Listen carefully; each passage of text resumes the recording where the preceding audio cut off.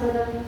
அதிகாரம் 2 இறைவார்த்தைகள் 3 மற்றும் அதிகாரம் 3 இறைவார்த்தைகள் 17 13 செப்பனியா கூறியது: நாட்டில் இருக்கும் எளியோரே, ஆண்டவரின் கட்டளையை கடைபிடிப்போரே, அனைவரும் ஆண்டவரை தேடுங்கள், நேர்மையை நாடுங்கள், மன தாழ்மையை தேடுங்கள்.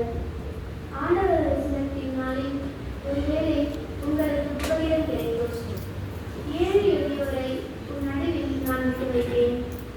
அவர்கள் ஆண்டவரின் பெயரால் நம்பிக்கை கொள்வார்கள். இஸ்ரேலில் எஞ்சியோர் கொடுமை செய்ய மாட்டார்கள்.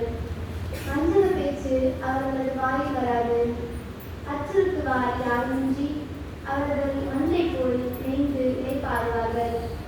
இது ஆண்டவரின் மனவாக்கு. இறைவனுக்கு நன்றி.